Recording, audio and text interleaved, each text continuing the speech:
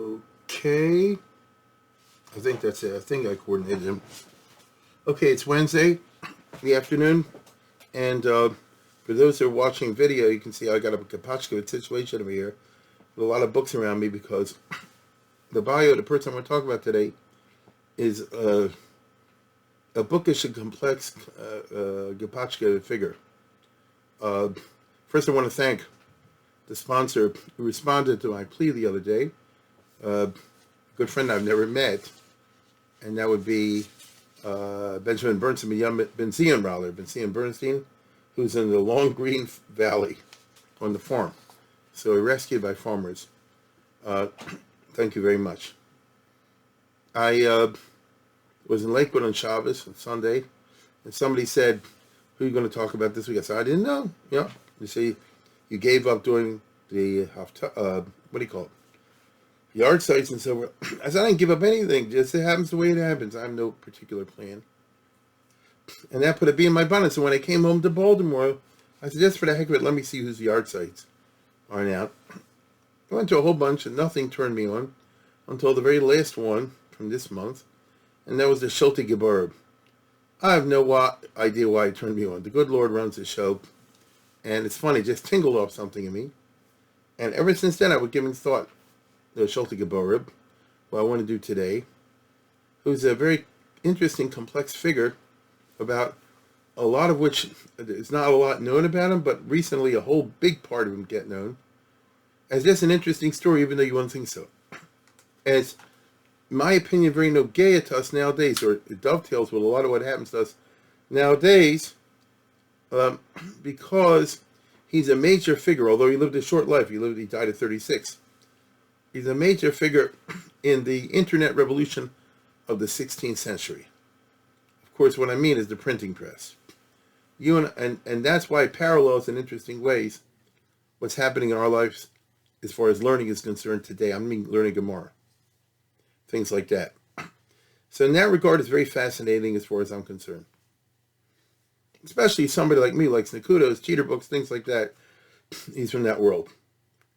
So let me say by way of background, you and I are living, as we all know, in the middle of a technological revolution, an information revolution, which is characterized by the internet and all kind of things like that, and desktop publishing and all the new ways of doing graphics and so on and so forth.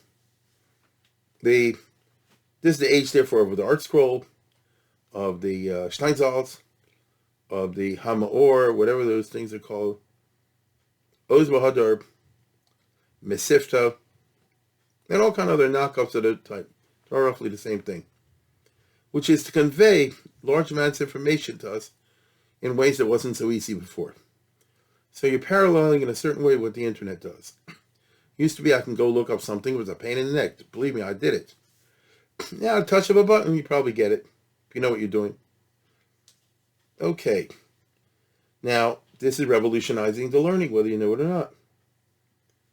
Within a few years, I've said it many times for a joke, but it's not a joke, you're going to have a video shaz. I don't mean that you're going to have somebody on the video giving a daf yomi, but the daf yomi itself phenomenon would not be possible, not really, without all these new information things. How much of people would be doing the daf yomi if the art scroll didn't exist? Honestly. How many guys out there would be giving daf yomi shiurim if they didn't have the mesifta and things like that? Honestly. You see? So, be that as it may, the impact is huge, and it's going to transform the learning in some way or another.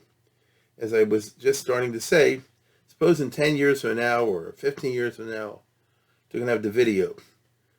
I want to look at a page in Gemara, let's say, for example, or even a Machlokas Rishonim Achronim. You can have two people act it out.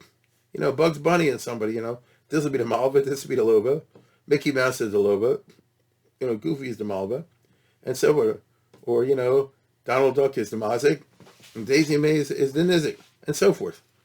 And that's going to be mamchish. It's going to bring alive the scenario in a way that the best Maggid Shir couldn't do. Because seeing is better than hearing. I know it sounds crazy, but it's as crazy if I told you 30 years ago you have English art scroll etc., etc. Believe me, when the article came out and I worked on it, oh, the Rebbe said, oh, nobody should use it, this, that, and the other. Yeah, right, right. But they do. You see? Now, there's a plus and a minus. I'm not disagreeing with that, but nevertheless, that's how it goes. I'm simply conveying that the technology is accomplishing a revolution. If you know how to successfully ride that wave, you can end up, as we are, in a world of unprecedentedly large harbatzas Torah al yidei, the daf yomis, especially the virtual ones and things like that. As you know, you have guys out there that give blot shears to tens of thousands of people every day. Okay, such a thing never existed. It couldn't exist without the internet and the other information revolution technology. And so that's affecting us now. And like I said, even though you can laugh and make fun of me now, but Lamaisa, when somebody puts out an accurate video of the way the Kisos learns this versus this in the Sivas, you understand? Or you ask the Kasha Reb Chaim through a cartoon, and you get an answer from this another cartoon, even though it sounds, perhaps you're saying something blasphemous, but it's not. And what you'll have is unprecedented clarity for an unprecedentedly large number of people. That's going to be just interesting. You see? You can do with the Gemara, with the Rishonim, the Achronim, and all the rest of it. It's going to be a brave new world, the world of our children, or better yet, our grandchildren. Now, something like this, of course, different, happened 500 years ago with the technological revolution of the 15th, 16th century. Of course, the printing press, which had as large an impact at that time, relatively speaking, like our current technological revolution is having impact on us. The question is, what about the Torah side? Undoubtedly. Consider well. Once upon a time, everything was manuscripts. There weren't any printed books. Now, excuse me. What did it mean that people had manuscripts? If you had them, you had them. Very few people had them. Second of all, who says I have the Gemara with the Rashi on this side and the Tosa on that side? People were lucky if they had a whole bunch of words together which constitute the Gemara. B'Metzia. Elsewhere, they had another manuscript, if they got it, that had Rashi in it. And elsewhere, they had another manuscript if it had, I don't know, the Rajva or something like that. You understand? And you had just coordinated together. And the learning was much harder. Therefore, I'm sure a lot of people dropped along the wayside. Okay? And the only way, as far as I can imagine, that one could master this material was the old school of chazering and chazering and chazering and chazering and chazering and chazering and never stopping. So if I had just a whole thing with Baba B'Tzi on it, I remember I do over and over and over and over and over and over again the Gemara part. And then when I get my hands on a Rashi, or I get my hands on a manuscript that has Tosas in it, assuming that the manuscript is relatively flawless, assuming that the handwriting is legible, assuming that the cipher didn't make some mistake and skip some lines, all this was part of life. You have no idea how hard it was. Commit yourself to the process of learning if you went back hundreds of years ago. Okay? There aren't so many manuscripts where it has a Rashi on the side or something. There are some. But from an average person, you copied out what you're able to copy out. Let alone who has a whole Shas. Let alone who has a whole Shas with Rashi and Tosas on it. Let alone who has a Yerushalmi in addition. You see how you're narrowing down the base of the big learners. So, obviously, when the printing press came along, it opened up a world. And now you mass-produce texts, and you can possibly, if you do it right, get your text more accurate. You can get them also less accurate, but you can get them more accurate. Now you can at least bring Rashi and Tosa on the same page. Right? I think some of you know, once upon a time in Spain, it was Rashi on one side and Ramban on the other, but it doesn't matter. That was called the Spanish Tosafos. Because how it works with the Chidushim of the Sephardim. It's basically the Tosafistic enterprise. They're doing the same thing. They're asking the same questions because the questions are there. And the only differences are they're giving different answers. That's the job of a Rebbe in a yeshiva, Maggid Shir in a yeshiva. How come Tosas give this answer and the Ritva says a different answer? Explain the chiluk between the two answers, etc., etc., etc. That kind of thing. So I'm just trying to tell you, take yourself back once upon a time to the brave new world, characterized by the invention of the printing press, which is in the 1450s, middle of 15th century. It takes another 20, 30 years for it to catch up with the Jewish world, as has been true with the internet, and it's catching up now with the film world and all the rest of it. Art world got in kind of early, and you have a situation in which brave new horizons are there. If it's done right. If it's done wrong, not. Okay?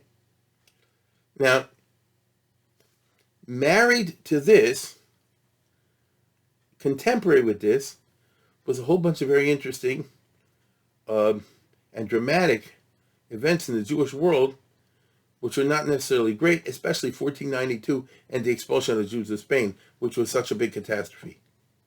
You can imagine. Consequently, you can understand that some people would say, oh, Zed Luma Zebar Elohim.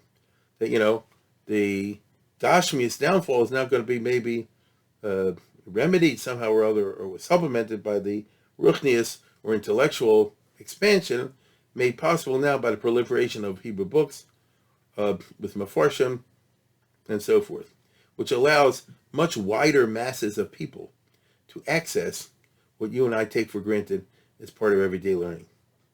Once upon a time, Middle Ages was the property of an elite who owned the manuscripts or had access to them, and was able to devote time to learning that way, first memorizing, and then you memorize the Rishon, and then what they would call the Achron, we would call the late Rishon, and things like that, let alone the Shals and Shubas, all the rest of it. It was a different world. Okay, now, the first Hebrew books, even piece of Gemara, were in Spain, late 1400s. No, it was before 1492. This guy wrote the book on that subject. He ain't the only one, but that's the one I have lying around in my house. Today the video will be better. Called, as you see, The Makers of Hebrew Books in Italy by David Werner Amram. Now, he wasn't a from guy, I think he was a Talmud of Jastrow, if I remember correctly. And he was an expert in the Italian Renaissance business. The Jewish stuff he knew fairly well. As you see, he has the dates of all the printing of the books. But he was no Talmud Chacham, not at all. Not at all. Okay. But Spain is not really where it took off. Instead, it was Italy. I think you know that. And I think you're familiar with the Venice Talmud. Many people are, because that's the first time they printed the whole Shas in the format that you and I are familiar with the Gemara in the middle, the Rashi and Tosas on the side. That was in the 1520s. In Venice, which interestingly enough was very anti-Semitic and wouldn't allow Jews to participate in the project. That's a whole schmooze by itself. We'll leave that alone for the side. But why was the Talmud and the Mikras Gedolos printed in Venice? As a business capitalist enterprise. It's a book that will have many buyers. Relatively speaking, there are a lot of Jewish readers, relatively. And if you print out these shasas, they will be bought in Italy, elsewhere in Europe, and even maybe beyond Europe. And so it was a moneymaker. If they would sell books on Greek mythology, that'd be that kind of moneymaker. Here's a Jewish thing, and they knew there are Jews who'll pay for it. So, however it was put together, was put together. And that started the ball rolling to print out a Rambam, and to print out of this, and print out of that, all kind of different form. And the idea was to make money. Okay? It's, as I said before, it started in Venice. It continued in other parts of northern Italy. I'm talking now about the 1500s, or as we call it, the 16th century, when Italy was broken up into different states. I've spoken about that many times. Southern Italy, which is about almost a half of the country of Italy, was off limits to Jews because it was called the Kingdom of Naples. And ever since 1504, it was annexed to Spain. So as we know, the Jews were kicked out of Spain. They're not going to be in the Kingdom of Naples. In the middle was the Papal States, which were ruled by the Pope. And in the north was a bunch of Italian states. The Republic of Venice, the Grand Duchy of Tuscany, the Duchy, later the Kingdom of Piedmont, the Duchy of Milan, etc. A whole bunch of other ones. And this is where you had these small Jewish communities. But as I tried to say many times, small doesn't mean that you didn't have quality. In a lot of these small communities, you had Talmidei Chachamim. There were yeshivas in different places, and therefore there were Italian Jews who perhaps were significant scholars. Maybe they made a living doing business in some other way. Maybe not. I spoke about this Sforno the other day, for example, who had an MD. But, his main thing was Jewish scholarship. There were many people of those lines. Our hero today, the Shulte Geburim as you call him, or Yeshua Boaz, is from that chevra. He lived all his life in Italy. His family ran away from Spain. That's clear. 1492. He's born in 1518, so that means he's born less than 30 years after his parents fled Spain. So 1492 to 1522 would be 30 years. So it's 24 years, 26 years later. Okay, he's born in 1518, about. And he's going to die in the 1550s, very young. So here's a guy who's going to live his life in Italy, northern Italy, his whole life, in the 1520s, the 30s, the 40s, and the early 50s. Okay. And he's Sephardi by background. Libi Ummerli that he came from a learned and rabbinic family. The Sephardim, you'll see why. The Sephardim, when they left Spain, had their, and remember, those who left Spain are self-selected. The chickens and the cowards are the ones that stayed behind, kept their money and converted to Christianity. The ones who left Spain in 1492 were the Geburim, the Sephardim Tahorim. They were willing to give up everything for Yiddishkeit.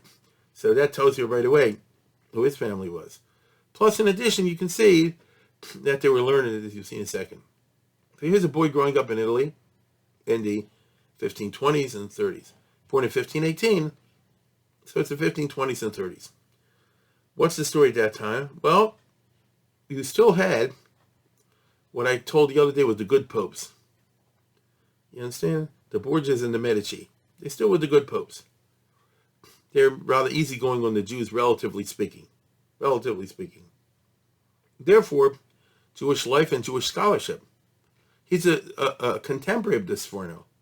Jewish scholarship could flourish. Our hero didn't go for MD or PhD or anything like that. As far as I know, he wasn't one of these Spanish Jews. I'm sorry, these Italian Jews who went for a college education, although there were plenty of those, who were big Talmid Chacham. But rather, as far as I can tell, is Kulo Torah. That's who he was. So imagine a guy growing up in the 1520s and 30s, learning locally in northern Italy. You had some big heavy hitters that time that people have never heard of. If I told you some of his rebbes were, it wouldn't mean anything to you. These are people who are sort of like the Talmidim of the Marik or the Talmidim of the Talmidim of the Marik or other Ashkenazi scholars. Venice and Padua were no joke. So all I can say is he had real rebbeim in which he learned of a storm. So that means his teva was that.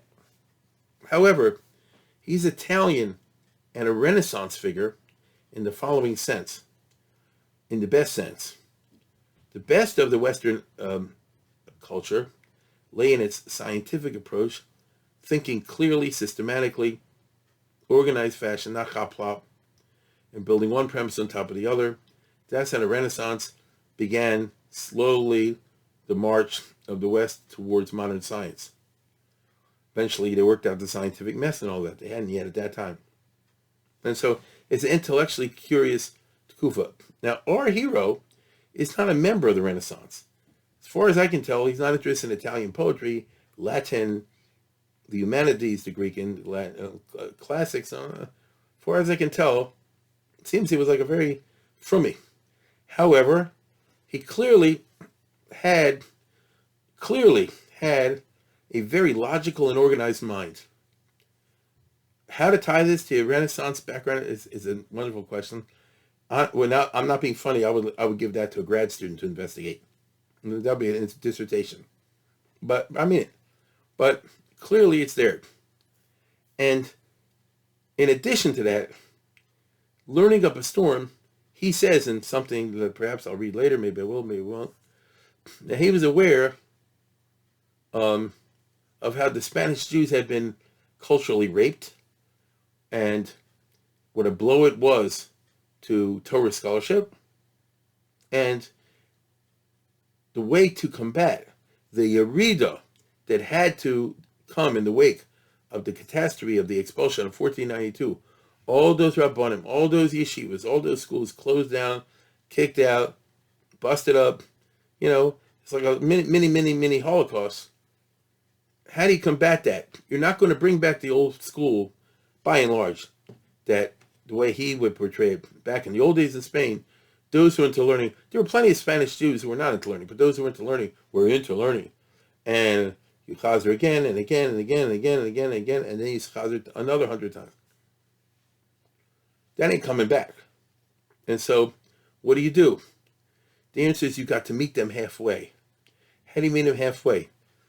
Through Western-type texts, which I call cheater books, in the best sense of the word. Okay? So what do I mean? After he learned up his storm, he says, when he hit about 23 or so that would be 15, 18, early 1540s. Okay? Early 1540s, northern Italy. So he sets out to, like the best daf yomi giver in the world, to make the material easier for a potentially wide audience. I can't expect that people are going to sit and read manuscripts anymore and chaz them 10, 20,000 times and then proceed to the next manuscript and chaz that 1,000,000 times, all the rest of it.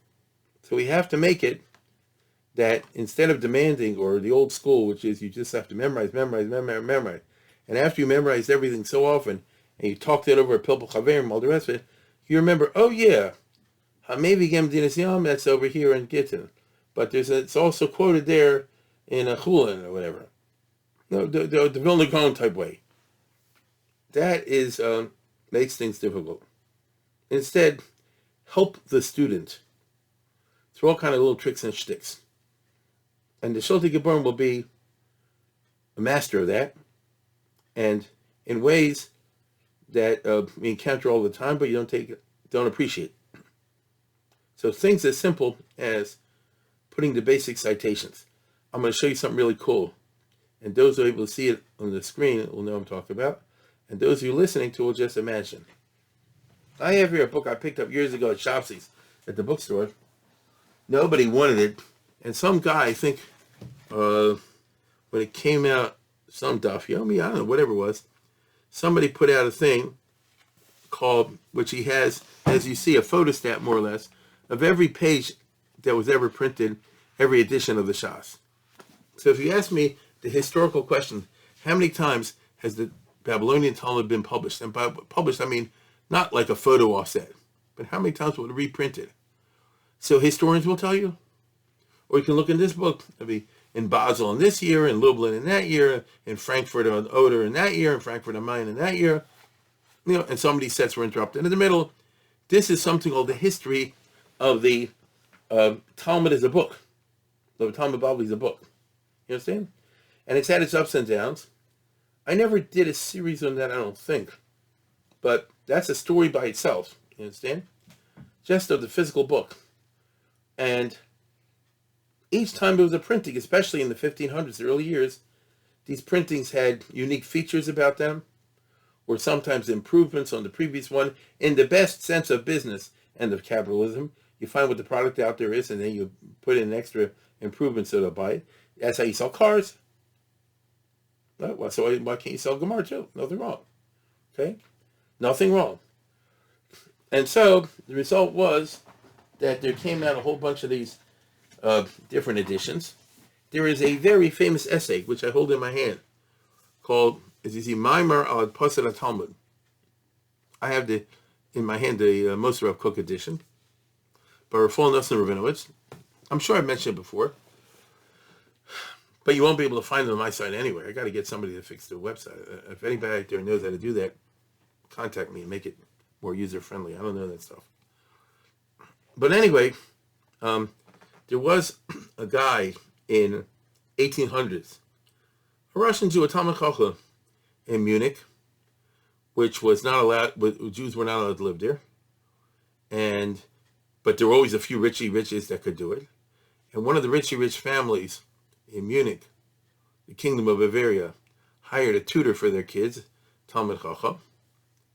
This guy was Rafal Nosson Rabinowitz. So he taught the family children, Jewish studies, Gemara, things like that. Mainly they had secular studies. He had a lot of time on his hands, you understand? And he went to the libraries, and one of the places he went to was the Royal Library in Munich, the rare books edition collection.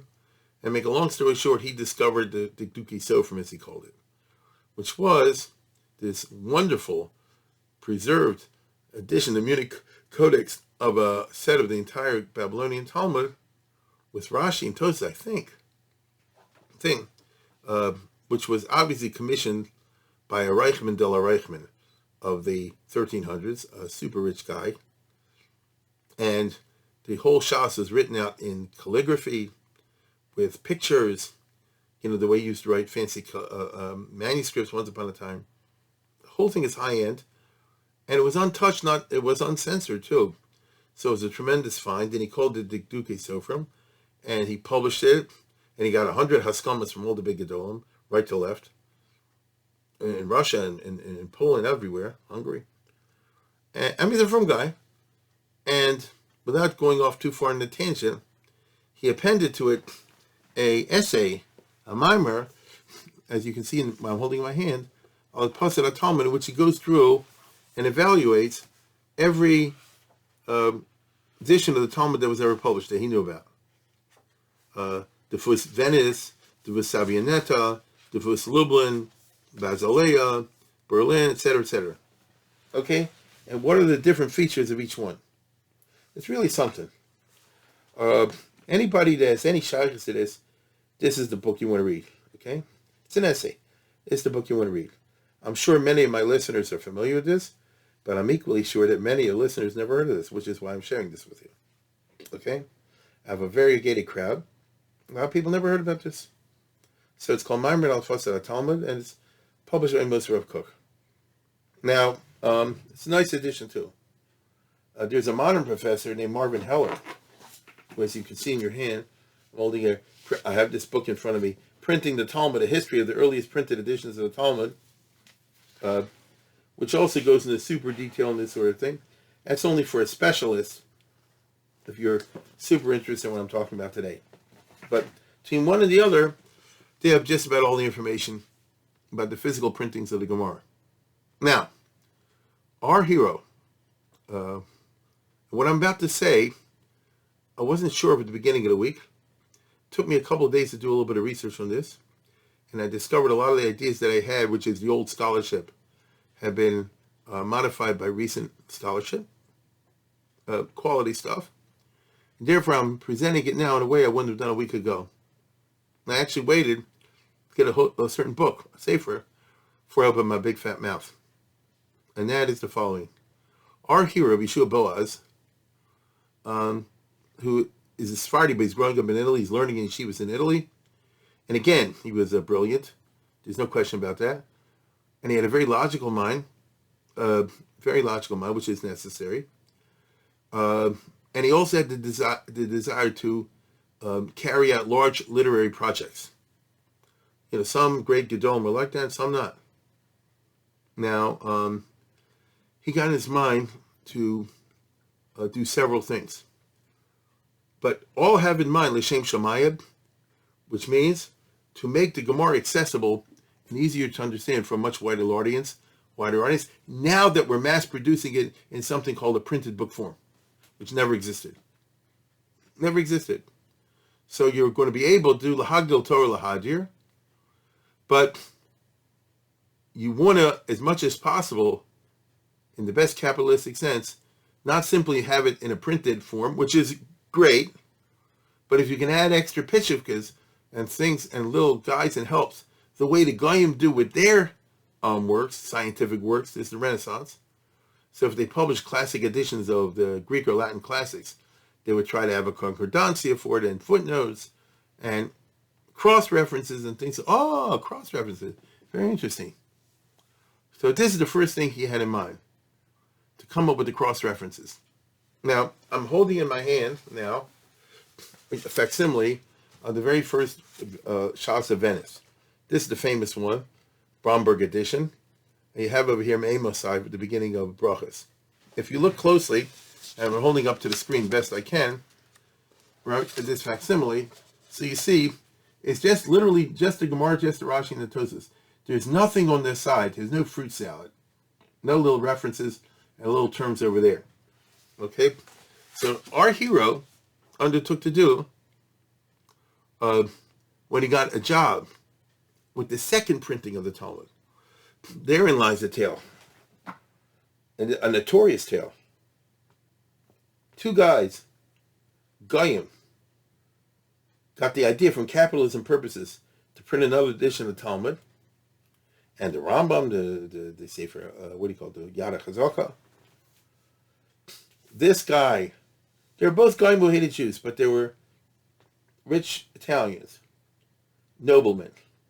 So this guy, Bragandini, he got his Jews, and this guy, Marco Giustiniani, he got his Jews, and the first guy said, I'm going to publish an edition, and it'll be an improvement on the previous printing.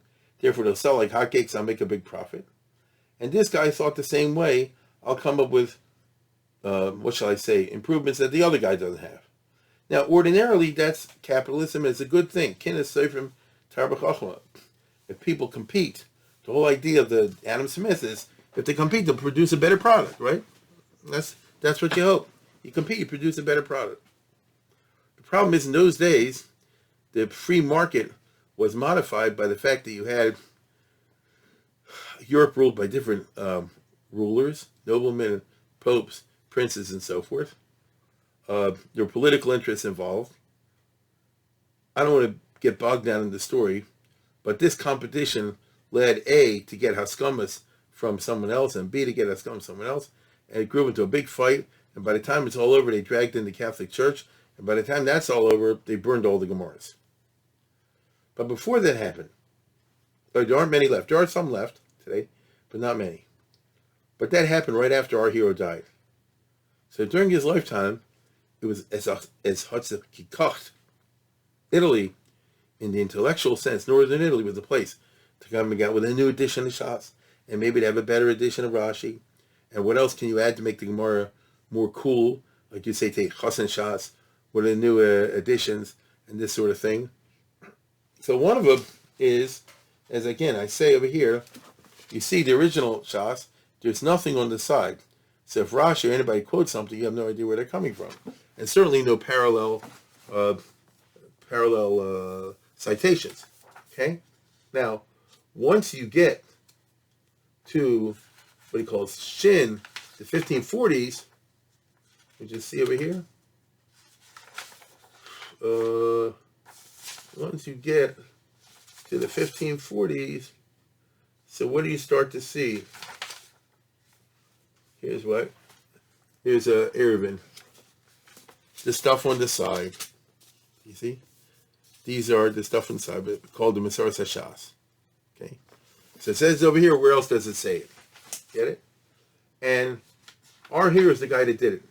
There's somebody who started before him, but when he did it, there weren't any pages printed yet to reference. And our hero, he put the daf and, made things easier in that regard. And as you can already look over here in the Dvus Sabioneta, when I'm pointing with my hand over here, Mavoa Talmud Ve'ena Mishpat. Right? And it'll show you, the parallel places that you have in Shas to it. Makes a big difference whether you have it or not have it. This started him on a roll, and by the time he finished, he's the guy that put all the stuff on the side of the old-fashioned Gemaras. Okay? So I'll use a modern one. Gemara I like better, because it's the newer one with the Nakudas, all the rest of it. What is this? Oz V'Hoda, right? I guess. I don't know what it is. Anyhow, here, as you know, is what they usually use in yeshivas to look up if you want to know where it is in the Rambam and the Torah and the Smag. And here is the Masaras HaShas, which tells you more concentrated form. By the way, this is new. It's called Masaras HaShas Im Hosafot. So in other words, it'll tell you any Gemara reference or Mishnah or something like that where this phrase appears, and you can check it out over there. And so what do you have? You have the Masaras HaShas, the Mishpan, the Torah, or if any pasuk, where the pasuk is located. Of course, now in the new Gemaras, they even give you the full pasuk, Torah or Hashalem. That's a new expression, Torah Hashalem. They give you the whole pasuk, which is great, right? What our hero did was he's the one who went through the whole shots for this new edition from Justiniani. Justiniani hired him. They said, your stuff will help me capitalistically to, sell more Gemaras. Nothing wrong with that. It's actually good. There's nothing wrong with doing that, right? You're improving the quality of your product to get more buyers. Fine. Now, it's avodas perach to find out all the cross-references when it never existed before. It's not like it is today. You hit a button, you don't need the concordancy anymore, correct? When I was a kid, you needed this set, that set, if you cared to do that. Now, is to press a button on the internet, it's all there. Okay? And you want it, if it's in the Yerushalmi or whatever, you can find anything. Wasn't like that. And so you tell me, what was the effect? Because from then on, it was copied in every set of Gemara, of opening this up to the learner. Tell me the level of Havana and clarity and their ability to think more clearly and be mechadish more successfully. As a result of the fact that you can look it up in the Rambam, the Torah, and the others. Now I want to tell you something funny. When I was a kid in the yeshivas, so you used to look this over here, and I'm sure many of you have had this experience. You look inside, it says, Mem Yod Yod, Maimoni, that's Maimonides, the Rambam in Perek Vav, Hilchos, Ishas Lochavov. Okay. Smag, Asay, Memches. So he lived at the time in early 1500s, our hero, Rabbi Yeshua Boaz, when the smog was a big deal. Today the smog has fallen into desuetude, the Sefer Mitzvah Gedolos. But in fact, I don't think anybody yeshiva's ever seen one except in the Ein Mishpah over here. The third one is Tes Vav Shin Ayin. So, is a tour of the Shulchan Aruch. Because, when Rabbi Yosef Kar wrote the Shulchan Aruch, he on purpose made it on the system of the tour. Or Chaim, Even Ezra, Yordei, Choshen Mishpah, same Simonim. And so when we used to learn, we say, here it is in the Rambam, in Maimoni, and here's the tour of the Shulchan Aruch. If you saw a reference over there, and you want to look it up, how the Shulchan Aruch brings it down, because that's a very important thing to do when you're learning. See how the Rambam says it, see how the Mechaber or Ramah say it. It's very important. So you know where to look. Later I realized that our hero, Yeshua Boaz, died in 1554, 55, something like that. There was no Shulchan Aruch out yet. They came out later. See, he's talking about the Torah. So he says, Torah Shulchan Aruch. That's the original name. It's the Arba Turim. It's called the Torah Shulchan Aruch. So he's referencing it by the Torah. That's all they had at that time. Okay? Now, that itself is, as I say, a public service. Someone would say, well, but it's not lumdis or anything like that. It's just avodas perach. Chamor nosis farm, that kind of language. Which is not really true, but I hear. I understand that. In addition to that, he published, and this is remarkable. Now I'm going a little bit out of order, but I'm doing it on purpose. His basic commentary on the Rif. And that's what put him on the map. I don't think anybody pays attention to what I just showed you. The Ein Mishpat, the stuff in the Sadi Gemara. You say, whoever made it. I use it. I don't use it. Whatever. Whoever did it. Plus, it's been added to in later generations. We don't show gratitude to the publisher, to the printer. That's very yeshivish, elitist attitude. However, in addition to that, there's the Rif in the back. And the Rif in the back has all its own stuff. I like this new edition. So this is Ksubas that happen to be the Ron. So see how they have over here the Ron organized in that way instead of a blob of text. I like that a lot. Then you have some of the classic guys on the Rif. No, you don't. You basically have the Ron and the Shulte Geborim. That's kind of the side. That's our hero. So here, he goes through the whole Rif, which was held in very high esteem and was studied as a separate sefer in yeshivas and shuls and places like that, Halachas Harif, and it was used as a sefer al-iyun. And consequently, our hero, knowing that and wanting to help the average guy out there, wrote the Shulte Geborim, in which case it's a certain type of commentary. Can I call it a Tosis on the Rif? Something like that. In which he brings, the Rif says this, the Rambam might say it differently, the Torah might say it differently, the Smag might say it differently, the Bali Tosis might have and often do, have a different take on it, and he discusses it and so on and so forth. It's very famous. He's always bringing the Riyaz. I had no idea what the Riyaz is. Turns out it's Rishaya Trani, one of these Italian Rishonim. He's a very important figure, but nobody has heard of him, you know. And our hero obviously lived in Italy, and he must have had Rebbeim in which the Masorah, the physical Masorah, mouth to mouth, was still there. So, the Riyaz said this, the Riyaz said that. He paskined this way. And where he came from in Italy, if the Riyaz paskin that way, that can even defeat a Rif. Listen, so that's your hands-on Masorah. I'm telling you, he learned in yeshivas old Masorahs, Italian Masorahs. So it's very, very interesting. So he's into this Detrani stuff. This Sefer took off. And that made his name. That's why when I started today, I saw someone talk about the Sholti Gebarim. Everybody said, oh, okay, I know who that is. I don't know much about it, but I know who he's talking about. If I would say today, I'm going to talk about Yeshua Boaz of Italy, so who the heck is that? You know, does that mean anything to you? Sholti Gebarim. Now, the pasuk Sholti Gebarim means the place to hang up shields, so he's hanging up the shields of the other Rishonim. You know what I mean? No, here's the Rif, but here I'll show you the shield, meaning the sheet of Tosfos, of the Rashba, of the Torah, the Rambam, the Smag, and so on and so forth. And he's noticing a note in this and that and the other. Fine.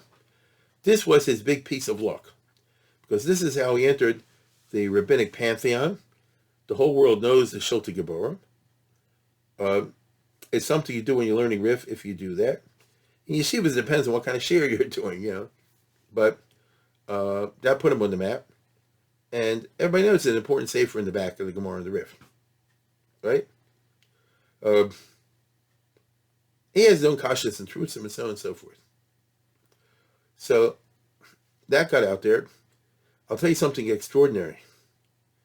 He wrote this in the 1540s and early 1550s. Because the guy was born in 1518. So he only turned 20 years old in 1538. So in the 1540s and 1550s, he died in the middle of 1550s. You know, that's when he wrote this. And it got published. Guess what? Right after he died, or actually a little before he died, right around that time, the Pope, I'm going back to that story, the two guys that competed with the different chassis. The Pope, who then was a momster, I think Julius III, burned all the Gemaras. That's when it happened. This is called Strafus Talmud B'Italia. There's probably Google's on articles online. Very famous episode. There's a whole story behind it, but I won't go into it now. And they did a pretty doggone thorough job of burning all the Gemaras.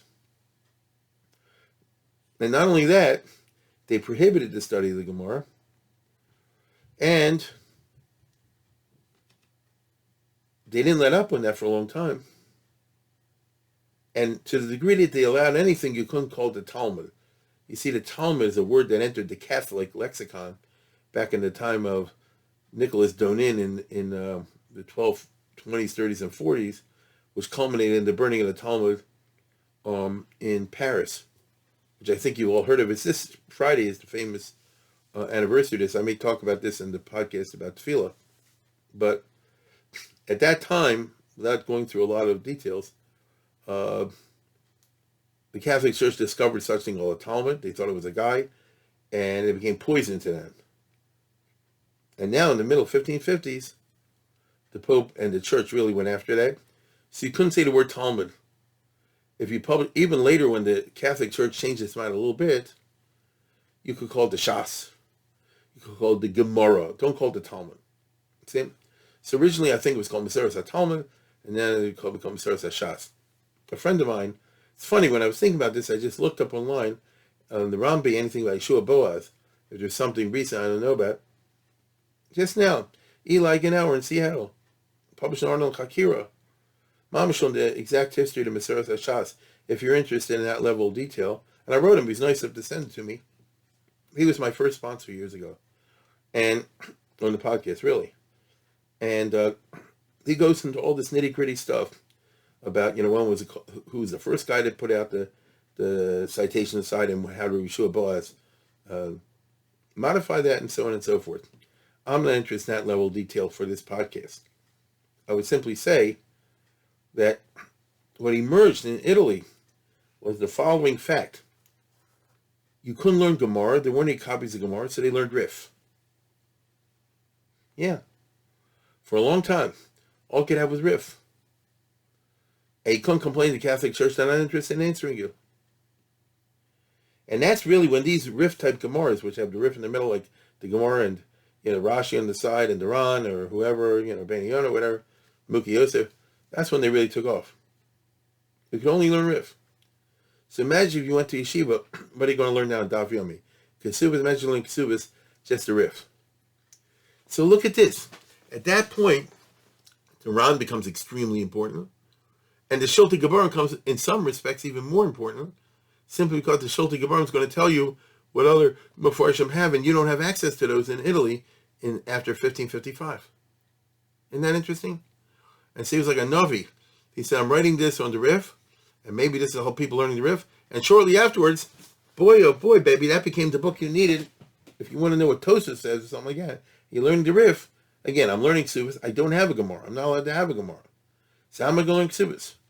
The answer is you learn as best you can. The perfect is the enemy of the good. If you have a problem you can't solve, you manage it. And so they had to learn. People don't get this. They had to learn Rif. And, here and there somebody had a stolen Gemara or whatever. It was very dangerous. Just look at Azariah Figo, when he talks about having 3 copies of like Baba Kama and 1 or 2 other things. That's how he did his Geduli Truma. It's crazy. You see? So all of a sudden, the Rif I'm allowed to have. See, the Rif is called Alphas. It's not called Talmud. Okay, that's okay. It's a Catholic bureaucratic mentality. They set up a censorship system. You can only publish certain books. This has to do with the Council of Trent in the 1560s, and they established the Index Expurgatorum and the Censorship Commission. That's all partial by itself. So Shulti Gebarim became a very, very nachutz item in the Italian yeshivas for a long time. And it had importance, not the same amount of importance, outside of Italy. Shulti Gebarim is an important achron, that's what we would say today. Right? Remember, he's before Yosef Karo. He was a younger contemporary of his. Or he lived in the younger years of his. Now, so far, so good. I could wrap it up at this point and say, therefore, we have a famous person who, considering he only lived to be 36, did a lot by going through all shots and putting all these things on the side, the Ein Mishpat, the Pesukim, the citations. Like I say, it's an avodas parach. That's the type of scientific Renaissance work in which you have a pencil piece of paper and you're copying citations. In other words, I see Hahu Gavra is like this, and I make a note of it, and I keep it in my, file box, And then when I knew another Hahu Gavra, I say, oh, it's also here in this place. And by the time I'm finished, if I've gone through all shots, I've done my job right, I have my index cards, and they will tell you when all the places start. In other words, you have to write a dictionary from scratch. That's what you basically talk about. That's what I mean when I say in Zavodas Perach. However, I'm not finished. Turns out, this is funny, or sad, or whatever. Turns out that our hero actually wrote something much more chashav than anything I mentioned before, even though that's chashav too. And it's a doggone shame that nobody ever heard about it. And basically nobody knew it existed until very, very recently. It was only published mamish in the 21st century. Okay? And I tell you the truth, I myself saw it some time ago at the Hebrew bookstore, and I said, Shulti. And the good Lord now kicked me in the pants, because I'm doing this. All of a sudden I had to call up and say, you have any copies left? They had 1 left. That's this, which you see in front of you, which is very recently published. It's called Sefer HaMachlokes and Sefer HaPshutim, from Yeshua Boaz, the Shulti Gebarim. And what it is like this. He wrote, this is crazy, between the age of 23 and the time he died at 36, he went to Gan Shas, and he wrote something be a grand cheater book to help the average student out there. And that is Sefer HaPshutim. If you go through the whole Shas, what comes out Pashat? No, it's not subject to machlokes. After reading this Gemara, how would you summarize either a page or a sugya or a discussion in the Gemara? Halacha l'maisa. Page after page of Shas. The parts that are not subject to arguments. That's called Sefer HaPshutim. Okay? Then you have in the Gemara a million places in which it's a machlokes. Rabbi Kiva versus Rabbi Tarfon, Abaye versus Rava, Rava versus Shmuel, that sort of thing. There are millions of those. And he has each one, and he tells you who he paskin like. After some issues, he's mafabel in it. It's not simply chamor nosis firm, as they said before. You understand?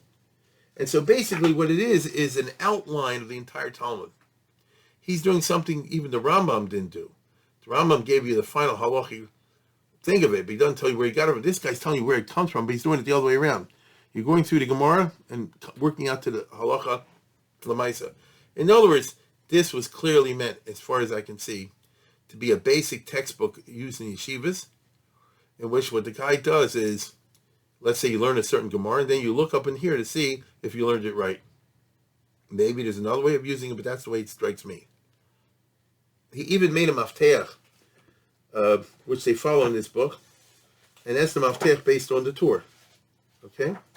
And as you see in the back, if you want to find something, you got to use the Torah Shulchan Aruch. The Torah and the Shulchan Aruch is the same thing in this regard. If you want to find Hilchos Shabbos, you're going to know where to look it up, and you know what I mean, around Shin or something like that, in Orach Chaim. If you want to look at Hilchos Dayanim, it's going to be the first part of Choshen Mishpat, and so on and so forth. Right? Pure Yerubim, the beginning of Even Ezer. And that's the system. No, it's not according to the Shas, but according to the Shulchan Aruch, the Torah. And so clearly, it was to enable the student. It's another version of the Beis Yosef, but in a different style, much more kitzer, and maybe better organized. So you look at you can do it either way. You look at the Gemara, and then you see the din, or you look at the din, you see where the Gemara comes from. And again, it's not just spouting over here. Usually, it's very much the kitzer, but sometimes, fairly often. And I just got it the other day. I see he goes into an issue when it deserves to go into an issue, and believe me, he'll bring down the important Rishonim, the Ramban, if Rashi, Tosafos, this, that, and the other, the Mordechai. It's all in there. To the Dal Chalkei Shulchan Aruch. This is a masterwork. The Dolan Shem was never known. Apparently, it was in a library somewhere. Somebody discovered in the last 20 years or something like that. It was around, and some rich guy, Friedman, whoever he is, got into this, and he paid a whole, kollel to work on this stuff, and they published it recently with our hero's introduction, and where he says, I hope this will help make up for the expulsion from Spain, the Yerida in learning, and maybe this will help guys to get clarkite when they're going through this Gemara, which is just an endless sea out there of Talmud. And he didn't live in our time today when you have Mishnah Berurah and who knows what, all kind of things. And so, as he says, I'll just read you a short little piece over here. It's worthwhile to go through this, and I could even do. I'm not going to. I could even do a podcast just reading this, because a little bit of his history of the Torah Sheba'al Peh. But he said, Od hoyelabov mismate beholchen, that his Katnu Adoris, as they say, Perushim Mishnayos Einavochen, and they couldn't figure out Mishnayos, let alone the other stuff. And then he goes on to say, you had the expulsion from Spain, all that stuff. And therefore, I put out this whole thing. I mean, this is like the Rambam. The guy did it between the ages of 23 and 36. The Sefer Pshut and Sefer Machlokes. And now that we have this, it turns out that when you look in the Shulchan Gebarim, he's actually a kitzer. Shulchan Gebarim is a kitzer of the Fat Book. Okay? Which is amazing. In my opinion, it's a shame, and I'm sure they'll repair this, that they should really get use out of this book, which is very impressive, is to make a Maftech HaShas. You understand? They have Maftecha the Shulchan Aruch, which is what he did, but Maftecha Shas. Go through page by page in the Talmud and find out where he talks about it. And then you have in my opinion, you have a tremendous preparation for a Bechina. You get it? It's a Sidur Hashitos in the best sense of the word, like the old Hungarian yeshivas. And you have it logically laid out, what the different opinions are. And if there's a machlokas, I'll tell you what the machlokas is. He'll be machriya himself. He's not afraid to do that. You don't have to listen to him, And the whole thing smells of clarity. You see? Of clarity, of organization. Which means he had a very powerful and organized mind. It's obviously a tragedy that he died at such a young age. Imagine a guy like him would live another 35 years. Well, who knows what he would have pulled off. For all I know, he might have done, Encyclopedia Talmudit, so forth. He seems to have been that type. You don't realize what a big Talmud Chacham he was. I didn't until you see this. Okay? So, Hachal Tzrichen Ma'az feel Sefer Tosha Behechel, that the history of literature in general, including rabbinic literature, is the history of Mazel. Some books hit the charts and some books don't. Something a guy writes and it stays in manuscript, it gets burned or something, and nothing comes from it. You have no idea who the guy was. In our case, we have a situation which is funny. Namely, there's somebody who clearly was a biggie, but people didn't realize how big. At least, I don't think they did. And based on what I'm seeing over here, so I guess, wow, this guy was a heavy hitter. Okay? Which is funny because we don't usually think people like this in Italy. And for most people, Yeshua Boaz is associated, he's the guy that did the stuff on the side of the Gemara, which again is very important. But it doesn't seem to scratch the surface. And as I said, anybody goes to the Shulte Gebarim, they make the point in the Hakdam of the book, and I looked at a few cases, you'll see that the Shulte Gebarim is nothing but a kitzer, so to speak. A kitzer nimritz of what's explained much more clearly in greater length over here in this Sefer. So if you're at all interested, I was saying today, this is an interesting book to get. Like I said, it would be much more useful and much more used, in my opinion, if it was according to the pages of the Gemara. Imagine you're going to start Ksubis now. I know the Daf Yomi. You have a Beis of an Aleph. You know what I mean? Basul and Nissus and so forth and so on. And you see what he has. Like I said before, it's your cheater notes for the Bechina that's coming up. That's very good. Isn't it? That's very good. And if the Bochin say, you give me a Siddur Shitas, or, I don't know, Basul and Nissus, or, Nestab Chasadeh, whatever you want to say, Chazut Asai, whatever it is, you'll have it out here laid out. So he wanted to make it easier on the Ayin to master the material, because he basically was saying, as I understand it, what we had in Spain where a guy chazes 10 million times ain't going to happen anymore. And so we have to meet the student halfway, as we do nowadays with the Art Scroll, Steinsaltz, and all the rest of it. This is one stage in improvement. Rav Kook has a famous speech, which I mentioned when I did Rav Kook, in which he said, what you really need is like Steinsaltz, the whole quote from the Rambam and the Shulchan Aruch. Okay, but he is an important person in starting down that road. So that's how I would portray the person we call the Shulte Gebarim. Really should be known as the Sefer Machlokas or the Sefer Pshutim. But history is funny. The things that hit the public and catch the public interest do, and the things that don't. Although maybe now that they published this, they discovered it in some manuscript somewhere. Maybe we'll have the revival of a Shulte Gebarim cult. I don't know. Here's the manuscript which they found, which is not impossible to read, but it's not easy either. It's the old-fashioned Hebrew script. By the way, very clear handwriting. Yeah, you get the idea. Clarkite was like a big deal with him. Anyway, the time is running out, so I want to thank once again Ben C. and Bernstein. And I think I just scratched the surface of the Shulte Gebarim, which is all you can do in a podcast. If this is of interest, I strongly urge you to pursue this on your own. But with that, I will bid you adieu.